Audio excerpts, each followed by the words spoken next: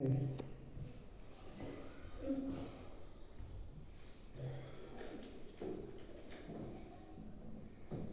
Morning बेटा। आज हम अपनी जो बायोलॉजी जो बुक है उसका जो तीसरा लेसन है, थर्ड लेसन, जिसका नाम पादप जगत है, वनस्पति जगत, उसके बारे में पढ़ेंगे। देखिए बेटा, ज्यादा डिटेल में यहाँ नहीं कर रहा हूँ क्योंकि एक लंबा समय लग जाता है, वीडियो इतना बड़ा बना नहीं सकते, तो मोस्ट ऑफ मैं थोड़ा कम ही रखता हूँ जितना आपकी बुक के अंदर है। लेकिन जब अपनी क्लासें चलेगी रेगुलर ऑफलाइन स्कूल के अंदर, तब मैं आपको हर लेसन की बहुत अच्छे से और भी डीप बता दूंगा इसका तो होता क्या है, रील में कैसे करते हैं इसको। ठीक है, तो आज हम पढ़ रहे हैं वनस्पति जगत, या जिसको हम कह सकते हैं पादप जगत। तो पादप जगत की जब भी हम बात करते हैं तो इनमें सभी पादपों को सम्मिलित किया जाता है, सभी पादपों को सम्मिलित किया जाता है जो प्रकाश संश्लेषण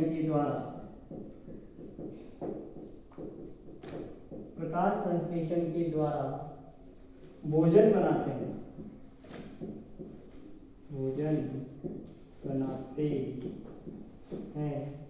अर्थात स्वपोषी होते हैं। क्या होते हैं? स्वपोषी होते हैं। सभी पादप इसके अंदर आते हैं। मोस्ट ऑफ प्लांट जो है आपके वो होते हैं शैवाल। इसके अंदर किन्हें किन्हें सम्मिलित किया गया है? शैवाल। शैवाल के बाद ब्रायोफाइटा,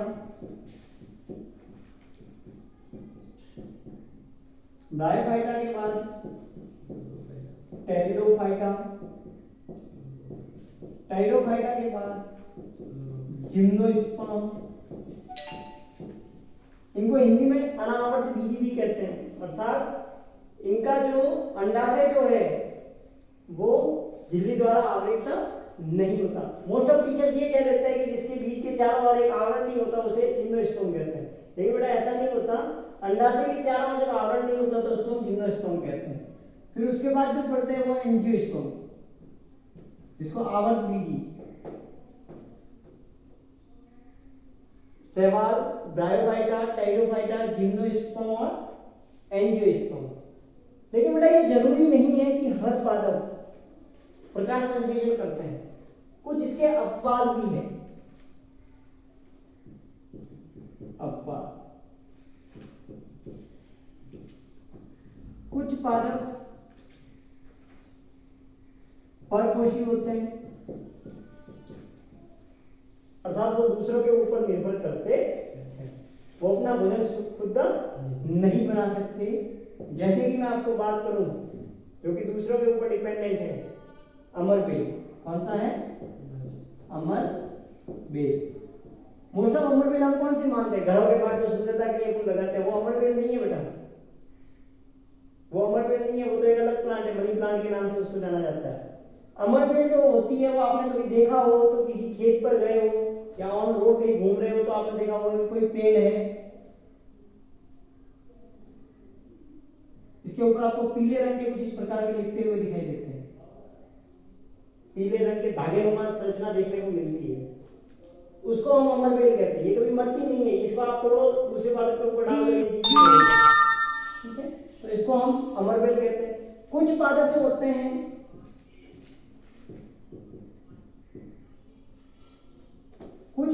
होते हैं वो कीट पक्षी होते हैं। कैसे होते हैं?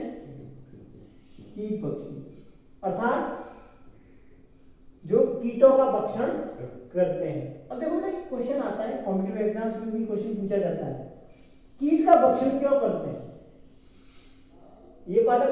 तो देखिए बेटा, कीट भक्षी पादप वे पादप होते हैं जो अपना भोजन स्वयं नहीं बना सकते, वो किसी ना किसी रूप से, किसी ना किसी प्रकार से कीटों का भक्षण करते हैं।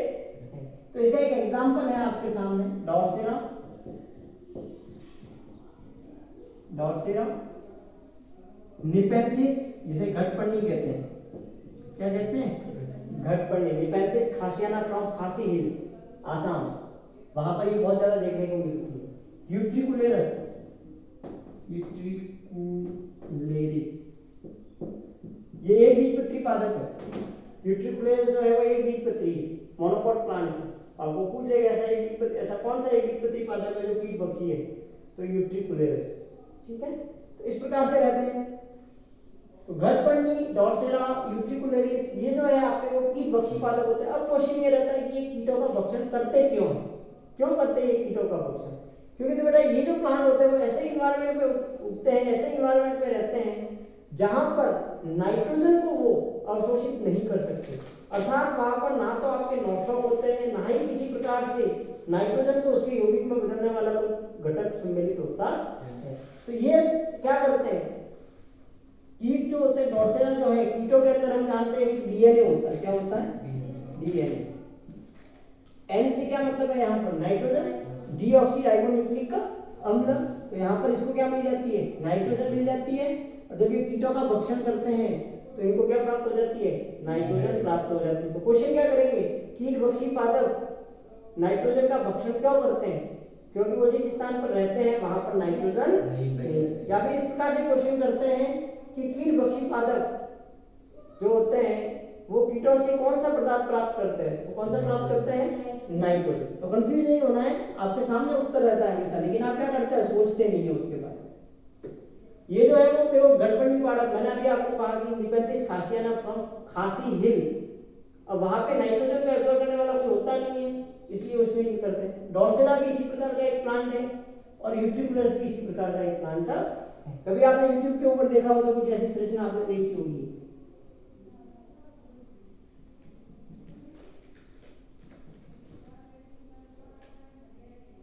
जैसे ही कोई कीट इसके अंदर गति करता है, मूव करता है और एक विशेष बिंदु पर आकर जब टच करता है तो वो बिल्कुल बंद हो जाती है, ऐसी संरचना होती है।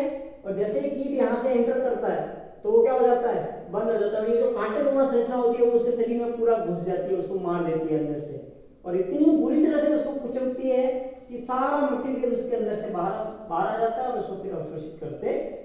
तो ये बेटा आपके एक एग्जाम्पल है। इसे फ्लाइंग ड्रैगन्स के नाम से भी जाना जाता है। ठीक है, तो ये आपके एग्जाम्पल था। मैंने आपको भी कह दिया कि सारे पादप जो होते हैं वो प्रकाश संश्लेषी होते हैं, लेकिन नहीं, इसके अपवाद भी है। कुछ पादप होते हैं परपोषी होते हैं, जैसे कि अमरवेल है। ठीक है, कुछ पादप जो होते हैं वो कीट भक्षी भी होते हैं, मतलब वो अपना भोजन खुद नहीं बना सकते, इसलिए कीटों का भक्षण करते हैं। ठीक, तो ये चीजें आपके सामने आती हैं। अब देखो पादप के गुण। अब पादप किसे कहोगे? पादपों के लक्षण। पहला लक्षण क्या है? प्रकाश संश्लेषण करते हैं। क्या करते हैं? प्रकाश संश्लेषण करते हैं।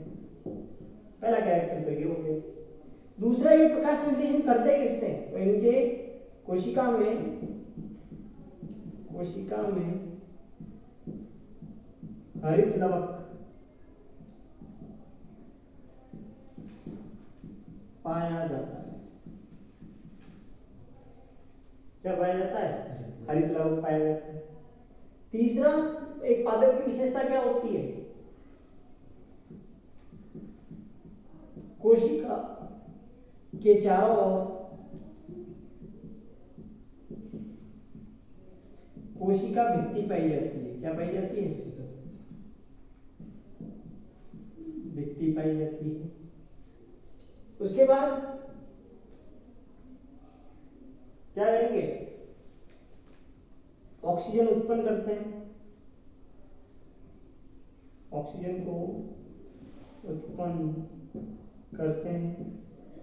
ठीक है, इनका शरीर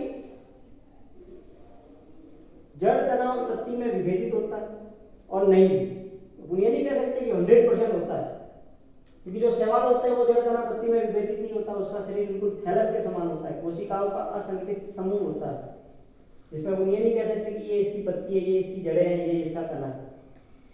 तो कोशिकाओं का असंगठित समूह क्या कहलाता है? थैलस कहलाता है। क्या कहलाता है? थैलस।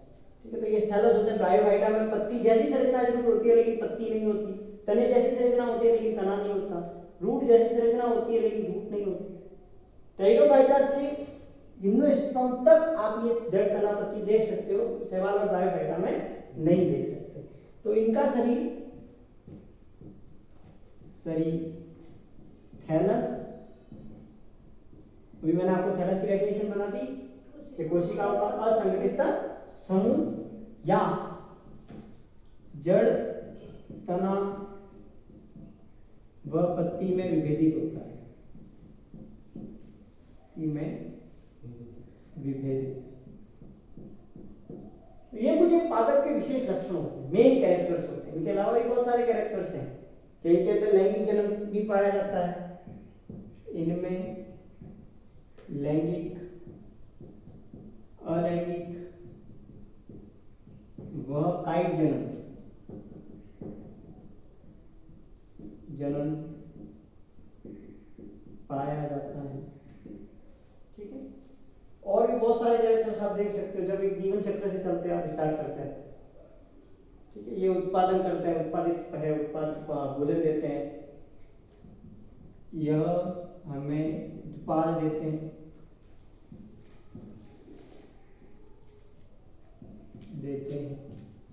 और भी कई कैरेक्टर्स हो सकते हैं, लेकिन मेन कैरेक्टर्स ये होते हैं। ये प्रकाश संश्लेषण करते हैं, कोशिका में हृदय पाया जाता है, कोशिका के चारों ओर कोशिका भित्ति पाई जाती है, O2 को उत्पन्न करते हैं। प्रकाश संश्लेषण जब करते हैं तो ऑक्सीजन का ओरिजिन होता है, प्रकाश ऑक्सीजन बनती है। आपके जो नेक्स्ट पढ़ेंगे, जब फिजियोलॉजी पढ़ेंगे तो वहां आपको ये देख लेंगे कि वो कैसे बनती है ऑक्सीजन। ठीक है, इसके पूरा चक्र चलते हैं, दो पीएच फर्स्ट और पीएच सेकंड, वहां पर ऑक्सीजन बनती है।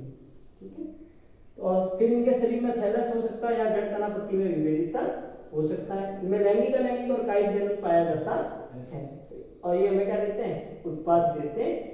ये पादप के प्रमुख लक्षण होते हैं।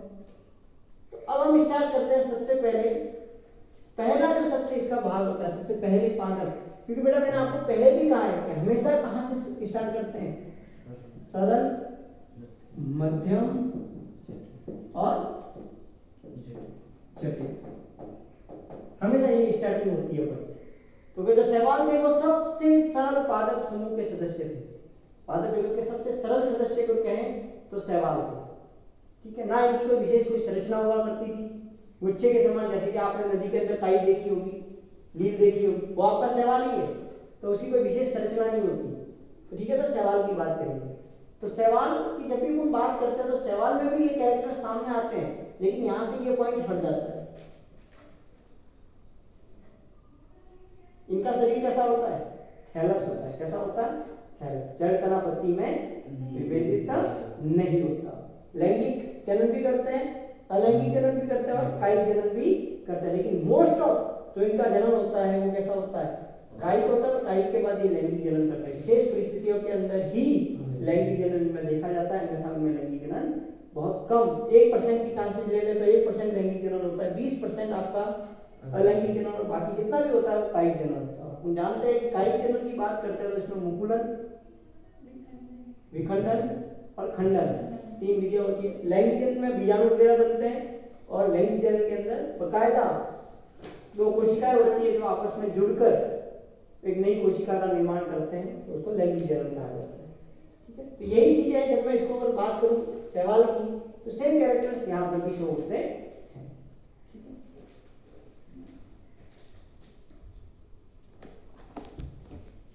मोहन बेटा मेरी कंफ्यूजन आ बताऊं तो करो, बता जाइए कभी के बुक जरूरी है। तो सबसे पहले शैवाल। तो शैवाल में देखिए, शैवाल क्लोरोफिल युक्त सरल थैलॉइड स्वकोशी मुख्यतः जलीय आवास में पाए जाते हैं। कहां पाए जाते हैं, जलीय आवास में। तो शैवाल मोस्ट ऑफ जलीय होते हैं। कैसे होते हैं, जलीय। वो समुद्री जल में भी पाए जाते हैं और सामान्य जल नदियों के अंदर भी पाए जाते हैं। यह अन्य आवासों जैसे कि नर युक्त पत्थरों, आपने घरों में भी देखा होगा कि बिल्कुल लील आ जाती है। क्यों आती है, क्योंकि ये वहां पर भी ग्रोथ कर सकते हैं। पत्थरों, मिट्टी व लकड़ी पर भी इनका विकास हो सकता है। आप कोलकाता चले जाइए या फिर बॉम्बे चले जाइए, महाबलेश्वर, वहां पे आप देखोगे कि पूरे पेड़ है, उसके ऊपर नमी बनी रहती है, एनी टाइम 12 महीने बाद नमी रहती है। तो पेड़ों की जो शाखाएं होती है उसकी बिल्कुल शाखाएं हरी हरी दिखाई देती है। रीजन क्यों, उसकी जो मोटे मोटे तने वो भी हरे दिखाई देते हैं, क्योंकि वहां पर शैवाल जो होती है वो उसको चारों तरफ से ग्रोथ करती है उसको। फिर इसमें कुछ कवक लाइकेन बनाने में, लाइकेन हेल्प करते हैं लाइकेन बनने में भी, प्राणियों के संगठन में भी पाए जाते हैं। शैवाल में माप, आकार और विभिन्न विभिन्नताएं होती है इनका सूक्ष्म दृष्टि से एक कोशिकीय, जैसे कि क्लैमाइडियोमोनास। क्लैमाइडियोमोनास की संरचना देख लो आप कैसी होती है।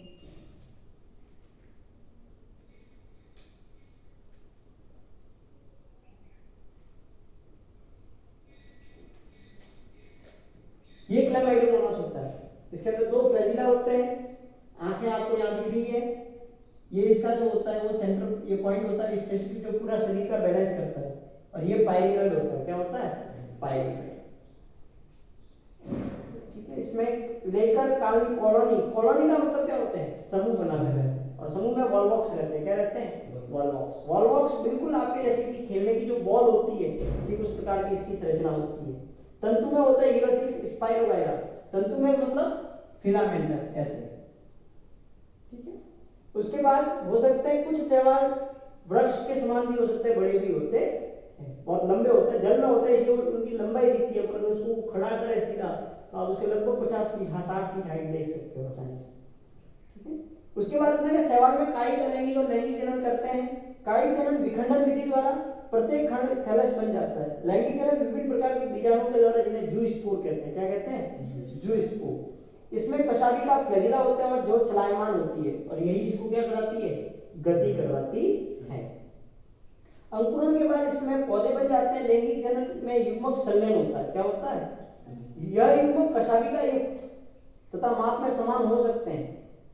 ये जो आपके युग्मक बनेंगे, गैमेट बनेंगे, वो समान भी हो सकते हैं, कशाभी का युक्त होंगे, और एक समान भी हो सकते हैं, जिन्हें समयुग्मजी कहा जाता है। क्या कहा जाता है? कि मान लीजिए कि ये दो युग्मक आए और दोनों में फ्लैजिला है, तो ये समयुग्मजी दोनों समान है। ठीक है। उसके बाद इसने कहा जब भी माप में दो युग्मक संलित होते हैं, या अगर उनकी साइज अलग अलग है, उनका अमाप अलग अलग है, कि एक तो छोटा है और एक बड़ा है, तो बड़ा हमेशा फीमेल होता है और छोटा जो होता है वो हमेशा मेल होता है। ठीक है। असमयुग्मजी, जैसे कि क्लैमाइडियोमोनास के अंदर कुछ स्पीशीज विषमयुग्मजी लैंगिक जनन में एक बड़े अचल मादा युग्मक से एक छोटा चलायमान नर युग्मक संलित होता है, जैसे कि इसने मैंने भी आपको बताया। तो ये विषमयुग्मजी व्यवस्था कौन सी है? विषमयुग्मजी। और विषमयुग्मजी अवस्था को चाहे असमयुग्मजी अवस्था को, थोड़ा डिफरेंस दोनों में है। असमयुग्मजी होंगे दोनों है, लेकिन एक आकार में बड़ा होगा, एक छोटा होगा। लेकिन जब ये डिसाइड हो जाए कि जो बड़ा है वो फीमेल है और छोटा है वो मेल है, तो आपका क्या हो जाएगा? विषमयुग्मजी अवस्था। कैसी हो जाएगी? विषमयुग्मजी अवस्था। शैवाल वर्ग तथा उनमें महत्वपूर्ण गुणों का सारांश तालिका में दिया गया है। ठीक है। मनुष्य के लिए शैवाल बहुत उपयोगी है। पृथ्वी पर प्रकाश संश्लेषण के द्वारा कुल स्तरीकृत कार्बन डाइऑक्साइड का लगभग आधा भाग शैवाल करती है। तो आधा कह रहा है, मैं आपको कह रहा हूं 90% जो प्रकाश संश्लेषण का जो काम है, CO2 का जो यूज है, वो शैवाल करते हैं। 90% जो प्रकाश संश्लेषण है अर्थात CO2 का उपयोग कौन करते हैं? शैवाल करते हैं। तो सबसे ज्यादा अगर CO2 को ये सबसे ज्यादा यूज में ले रहे हैं, तो ऑक्सीजन भी सबसे ज्यादा कौन निकालेंगे? शैवाल। ठीक है।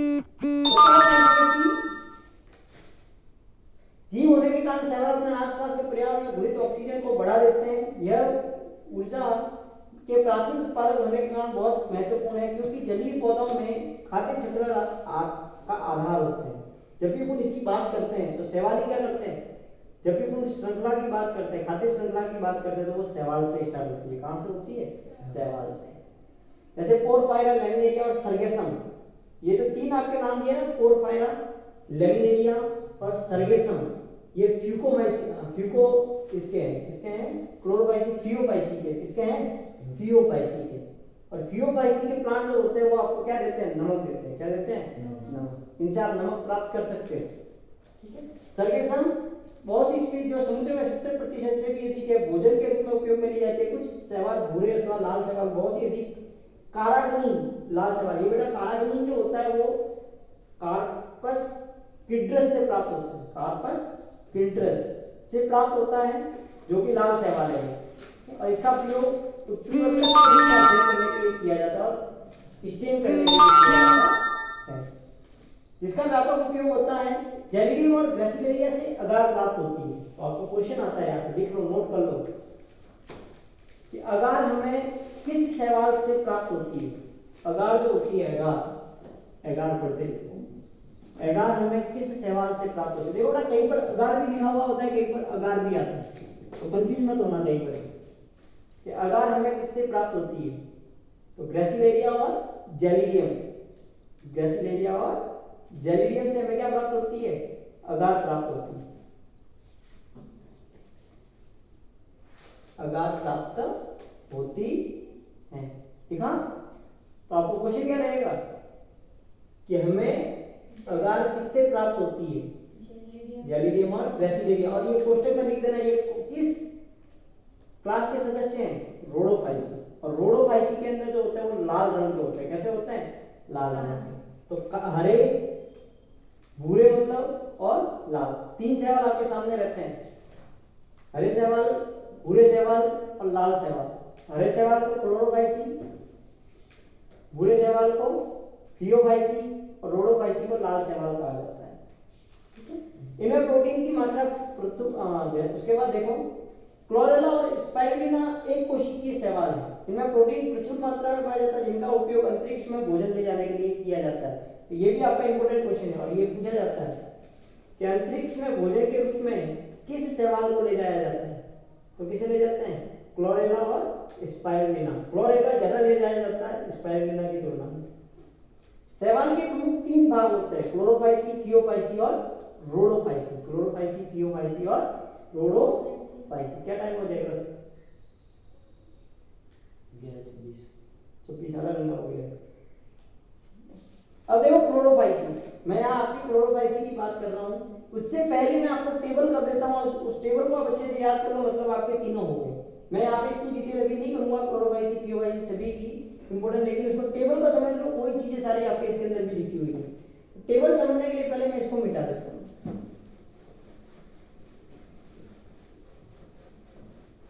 यही अपने को याद भी रखना है, बाकी कुछ याद रखने की जरूरत ही नहीं है। तो सबसे पहले हम डिवीजन बात करेंगे, किसकी बात करेंगे, डिवीजन। तो डिवीजन आपके यहाँ तीन है, कितने हैं, तीन। पहला कौन सा है, क्लोरोफाइसी।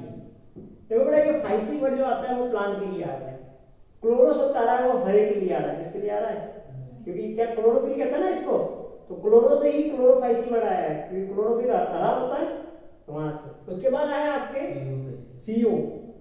फियो वर्ड जो है वो भूरे के लिए यूज किया जाता है, फाइसी। और थर्ड वर्ड जो होता है वो होता है आपका रोडोफाइसी। पहले समझ लो बेटा, फिर लिखो इसको, पहले समझो। देखो तो आपके बुक में है, वहां से भी लिख लोगे, लेकिन पहले समझ लो कि होता क्या है, कंप्लीट इसकी चीज होती क्या है। ठीक है, अब इनको सामान्य नाम क्या है, सामान्य नाम। तो सामान्य नाम की बात जब भी करते हैं अपन, तो क्लोरो वर्ड कर रहे, तो हम यहाँ क्लोरोफिल कह सकते हैं। और क्लोरोफिल कैसा होता है, हरा होता है, तो हरे शैवाल। क्या कहेंगे इनको, हरे शैवाल। सेकंड वन फियो। फियो शब्द भूरे के लिए यूज किया जाता है, भूरे शैवाल, भूरे शैवाल।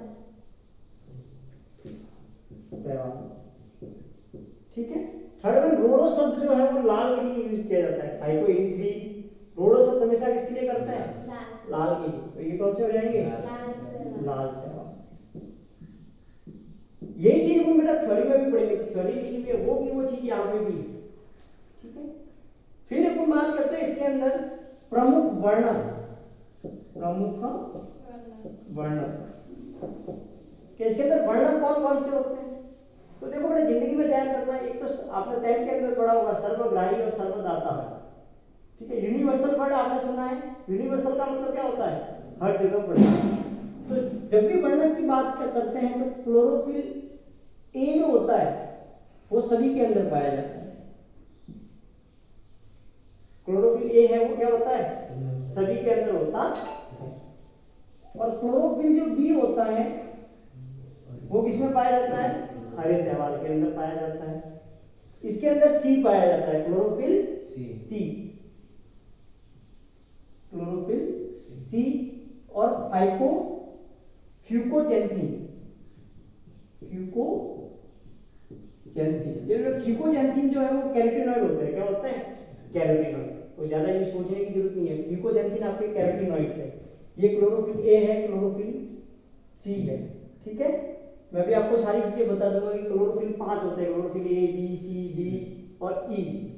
ठीक है, फ्यूकोजैंथीन और फ्यूकोइरिथ्रिन, फाइकोइरिथ्रिन। ठीक है, फ्यूकोइरिथ्रिन। तो इस प्रकार से, तो तो फिको ये आ गया। फिर यहाँ पर क्लोरोफिल डी कौन सा होता है?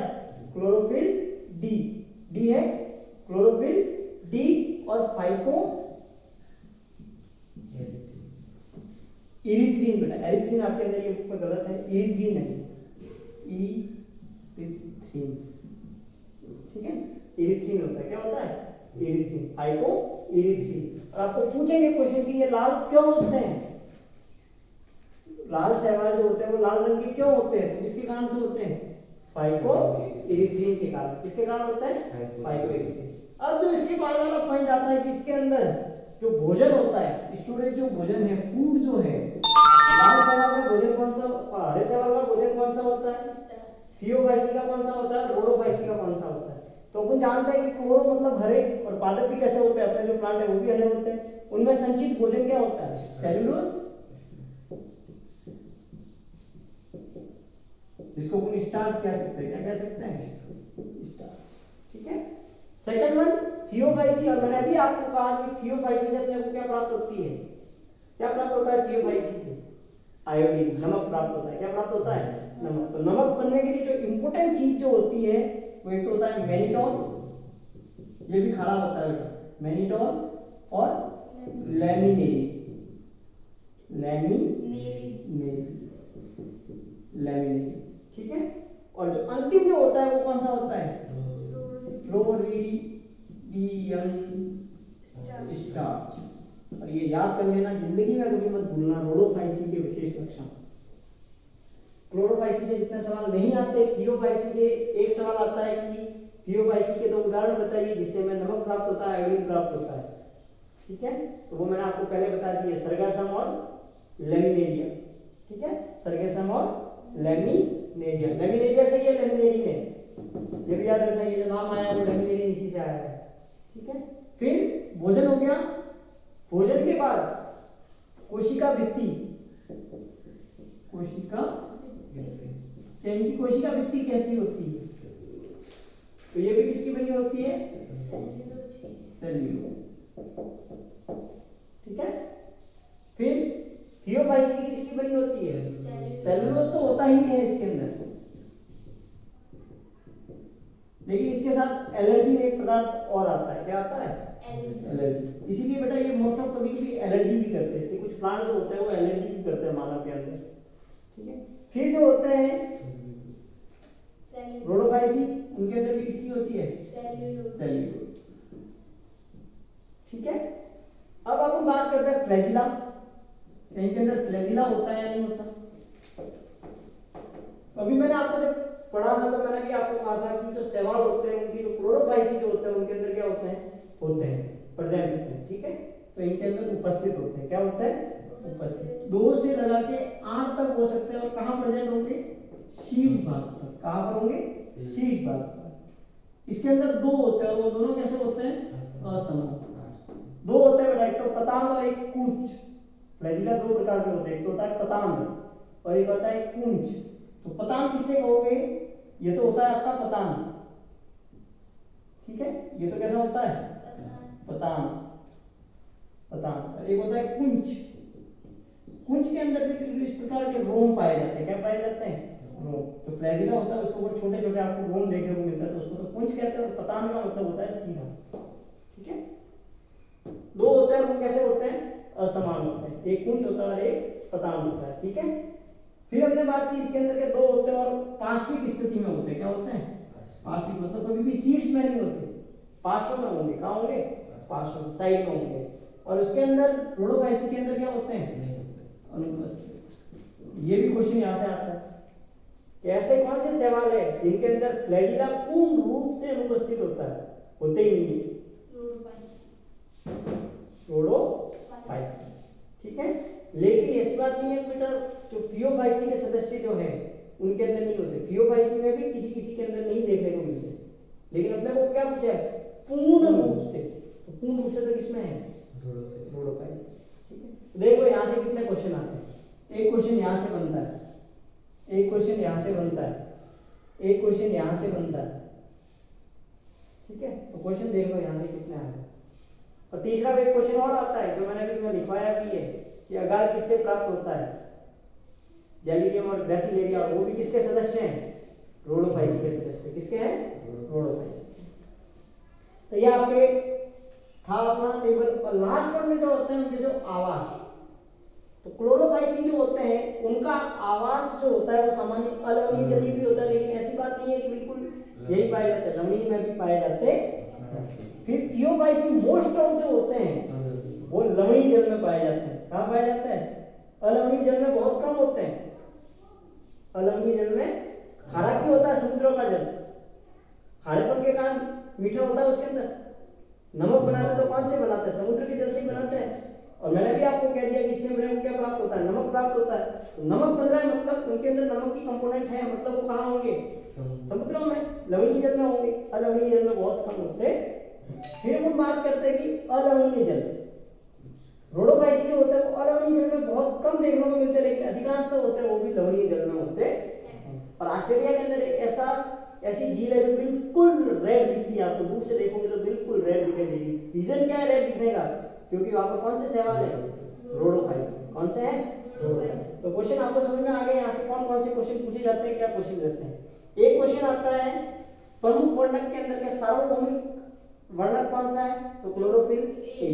क्लोरोफिल बी किसमें पाया जाता है? क्लोरोफाइसी। क्लोरोफिल सी किसमें पाया जाता है? थियोफाइसी। और क्लोरोफिल डी किसमें पाया जाता है?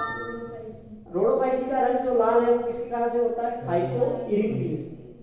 ठीक है, ये आ रहा है, अभी नीचे आ जाएगा। इसका लाल रंग वर्णक आर फाइकोइरिथ्रिन के कारण होता है। किसके कारण होता है? ठीक है बेटा, ये चीज थी आपको मैंने अच्छे से इसलिए हो गई है अपने। तो पाइरिनोइड का पाया जाना बेटा ये क्लोरोफाइसी की विशेषता है। दूसरों के अंदर पाइरिनोइड कम देखने को मिलते हैं, लेकिन यहाँ पर पाइरिनोइड आपको देखने को मिलते हैं।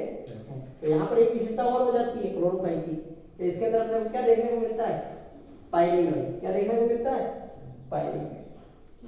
ये चीज थी। अब देखो एग्जांपल बता रहा हूँ केवल मैं क्लोरोफाइसी के। क्लैमाइडियम मोनाक्स, वॉलमॉक्स, यूरोथिक्स, स्पाइरोगाइरा और कारा। ठीक है बेटा, कारा आप पिछोला जीव में खूब देख सकते हो। इसकी संरचना कुछ ऐसी होती है, ये इसकी शाखा निकलती है ऐसे, यहाँ पे छोटी छोटी पत्तियां होती है बहुत सारी। यहाँ पर फीमेल पार्टिकल्स होता है जिसको ग्लोब्यूलिन कहते हैं। यहाँ पर ऊपर की ओर जब बढ़ोगे इसके अंदर, यहाँ पे कुछ इस प्रकार की संरचना देखने को मिलती है। ये जो होता है वो न्यूक्लियन होता है। क्या होता है? ये मेल होता है और ये फीमेल होता है। ये जो ग्लोबिन मैंने तुम्हें बताया ये क्या होता है? फीमेल। ठीक है, ये बहुत मिलेंगे पिछोला जीव के अंदर खूब है। कारा की बात करते हैं तो ये चीजें होती है। हमें जब भी प्रैक्टिकल करना होता था तो हम पिछला जब घूमने जाते थे कभी तो बोतल भर के लेके आते थे। ये चीज होगी। थियोफाइसी में भी यही चीज मैंने आपको करवाई। तो देखो थियोफाइसी आपको यही चीजें मिलेगी, इसके बाद कुछ भी नहीं मिलेगा। तो थियोफाइसी के मुख्य वर्णक कौन से होते हैं, इनका रंग कैसा होता है, कौन सा इनके अंदर संचित भोजन होता है, कोशिका भित्ति किसकी बनी होती है, और इनके जो फ्लैजिला है वो कैसे होते हैं। एक्टोकार्पस इसके उदाहरण देख लो। एक्टोकार्पस, डिक्टियोटा, लेमिनिया, सर्गेसम और फ्यूकस। फ्यूकस, सर्गेसम और लेमिनिया से अपने को नमक प्राप्त होता है। ठीक है, ये तीनों चीज इंपॉर्टेंट इसलिए। फिर रोडोफाइसी की बात की तुमने, फ्लोरिडीन स्टार्च होता है और इस स्टार्च की संरचना एमाइलो प्रोटीन और ग्लाइकोजन की तरह होती है। ठीक है, एग्जांपल इसके देख लो, पॉलीसाइथेनिया, ग्रेसिलेरिया, पोरफायरा और जेलिडियम। ये मैंने आपको सारे लिखा भी दिए, अंडरलाइन भी करवाया, तो ये आपको ध्यान रखना है। ठीक है, कल पढ़ेंगे हम ब्रायोफाइटा। ठीक है, ब्रायोफाइटा के बारे में हम कल पढ़ेंगे।